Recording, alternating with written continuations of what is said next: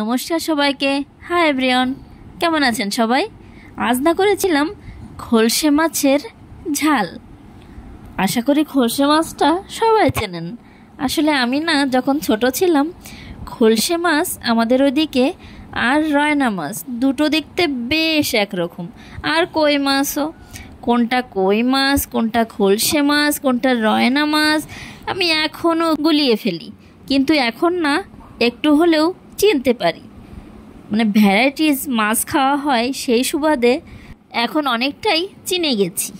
পাঁচমিশালি মাছের থেকে আমি কিন্তু অনেক টাইপের ভ্যারাইটিস মাছগুলো আলাদা করেছিলাম, কারণ এই খলসে মাছগুলো কিন্তু ছিল বেশ বড়। তাই ভাবলাম খলসে মাছগুলো আলাদা করে একদিন রান্না করব বেগুন আর বড়ি দিয়ে।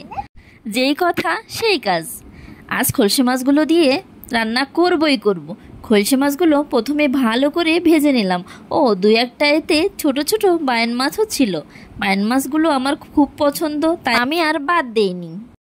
মাছগুলো উঠিয়ে নিয়ে খুব সামান্য তেলে বড়িগুলো ভেজে নিলাম। বড়ির ভেতর বেগুন যেহেতু সেদ্ধ হতে বেশি সময় লাগে না, বেগুন দিয়ে লবণ হলুদ দিয়ে খুব সামান্য ভেজে জল দিয়ে দিলাম। হালকা সিদ্ধ হয়ে আসলে মাছগুলো দিয়ে একটু জিরা বাটা, একটু ধনিয়া বাটা, কিছু কাঁচামরিচ ছড়িয়ে দিয়ে শেষে একটু জিরা ফোড়ন দিয়ে দিলাম। অন্য কড়াইতে একটু তেলে জিরা দিয়ে সেগুলো ফোড়ন আকারে মাছের ভেতর শেষে দিয়ে দিলাম। টেস্ট কিন্তু অনেক বেড়ে যায়। টেস্টও খেতে বেশ ভালো হয়েছিল।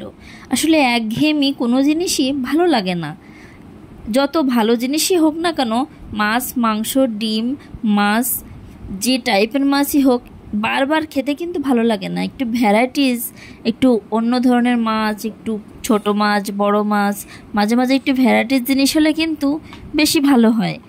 আর এটা কিন্তু সরিষা বাটা দিয়ে চচ্চড়ি করলেও বেশ ভালো লাগবে, বেগুন দিয়েও মন্দ লাগে না।